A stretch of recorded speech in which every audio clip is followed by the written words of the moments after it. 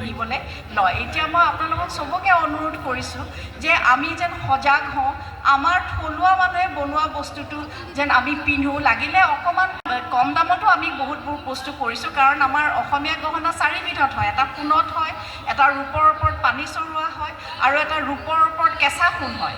আৰু কেঁচা সোণটো মানুহে ভাবে যে এইটো কেঁচা সোণটো অসমীয়া সোণ নহয়। আচলতে কেঁচা সোণটো সোণেই হয়, খালি তাত ভাঁজ নাথাকে, 24 কেৰেটত হয়, সেইটো কাৰণে কেঁচা সোণ বুলি কয়।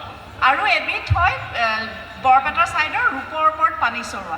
আমাৰ গোটেইখিনি অলংকাৰ যিখিনি অসমত হয় সেইখিনি গোটেইখিনি ৰূপৰ ওপৰত হয়, কিন্তু এতিয়া যিবোৰ বাহিৰৰ পৰা অহা অলংকাৰ হৈছে সেইবোৰ ৰং কৰা হয় আৰু সেইবোৰ কপাৰ বা ব্ৰঞ্জৰ ওপৰত হয়, সেইবোৰ আমাৰ থলুৱা গহনা নহয়। আৰু সেইটো কাৰণে লাগিলে আমি অসমীয়া গহনা পিন্ধিবই নালাগে, যদি বাহিৰৰ পৰা অনা গহনা পিন্ধিব লাগে। সেই সজাগতাখিনি আমাৰ মানুহৰ থাকিলে, আমাৰ প্ৰত্যেকৰ সেই সজাগতা থাকিলে আমাৰ জাতিটোৰ কাৰণেও ভাল হয়, আমাৰ থলুৱা কাৰিকৰখিনিও উৎসাহিত হৈ কাম কৰিব পাৰিব।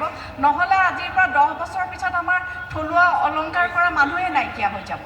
সেইটো কাৰণে চবকে মই অনুৰোধ কৰিছোঁ আজি এইটো ষ্টেজ নৱৰতে দিয়াৰ কাৰণে, যে আমাৰ থলুৱা অলংকাৰবোৰ থলুৱা মানুহে যিবোৰ বিক্ৰী কৰা হয়, মেখেলা চাদৰে হওক বা অসমীয়া গহনাই হওক, কাঁহ পিতলৰ বস্তুৱেই হওক, গোটেইখিনি যেন আমাৰ থলুৱা কাৰিকৰে কৰা বস্তুখিনি যেন লয়, আমাৰ জাতিটোৰ কাৰণে চিন্তা কৰি যেন আগবাঢ়িব পাৰোঁ। ধন্যবাদ। আমি নাবাৰ্ডৰ ফালৰ পৰা প্ৰচেষ্টা কৰিছোঁ, কমচে কম মই ক'ব পাৰোঁ যে মই অহাৰ পাছত 2024 চনৰ পৰা আমি এইবিলাকৰ লগতে আমি মানুহখিনিক আমাৰ যিখিনি থলুৱা শিল্পী আছে, হস্তশিল্প আছে বা তেনেকুৱা ধৰণৰ শিল্পী যিখিনি আছে, সেইখিনিৰ পেটৰ ভাত মুঠিৰ কথা আমি যদি নাভাবোঁ, বাকী আন কিছুমান ডাঙৰ ডাঙৰ উন্নয়নৰ কথা কৈ লাভ নাই। কাৰণ ভাতমুঠিলেহে হয়। সেইকাৰণে আমি চিন্তা কৰিছিলোঁ যে আমাৰ মানুহখিনিক এটা আমি দিওঁ। আগৰ পৰা নাবাৰ্ডে প্ৰত্যেকবাৰে কৰে। নাবাৰ্ড সংস্থা হিচাপে এটা কথা সদায় মানে নাবাৰ্ডৰ বিচাৰ্য, নাবাৰ্ডে চেষ্টা কৰিব বিচাৰে যাতে আমাৰ তৃণমূল পৰ্যায়ত মানুহবিলাকে যিটো কৰি আছে সেইটো ভালদৰে কৰিব পৰা হয়, আৰু সেইটোকে যাতে মানে ব্যৱসায়লৈ ৰূপান্তৰিত কৰিব পাৰে। সেইটো কৰিব যাওঁতে তাত ক'ৰবাত হয়তো স্কিলৰ দৰকাৰ হৈছে, ক'ৰবাত প্ৰশিক্ষণৰ দৰকাৰ হৈছে, ক'ৰবাত সমলৰ দৰকাৰ হৈছে, যেনেকুৱা যি লাগে সেইবিলাকৰ এটা সমাহিত ৰূপত এটা প্ৰচেষ্টা কৰি পেলাই চবকে লৈ অনাৰ এটা চেষ্টা কৰা হয়। নাবাৰ্ডৰ দৃষ্টিভংগীৰ মতে যদি আমি চাওঁ, এই যিখিনি কাৰিকৰ যিখিনি আছে, যিখিনি আমাৰ হস্তশিল্প, যিখিনি শিল্পী যিখিনি আছে, গহনা বনায়, কুমাৰসকলে হয়তো মাটিৰ কাম কৰিছে, এইবাৰ আহিব পৰা নাই আমাৰ ধুবুৰীৰ পৰা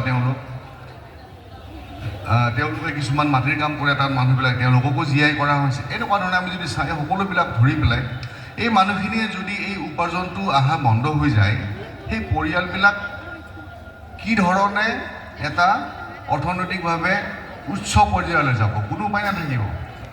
আমি সেই হিচাপে চাওঁ যে যাতে ৰাইজখনে লাভ হয়, আৰু আমাৰ যিখিনি শিপিনী আছে আৰু হস্তশিল্পী আছে, তেওঁলোকৰ আমি যদি উপাদেয় পদ্ধতিত উপাৰ্জনটো নিশ্চিত কৰোঁ, তেতিয়াহ'লে আমাৰ হেৰিটেজ সংস্কৃতিটো জীয়াই থাকিব।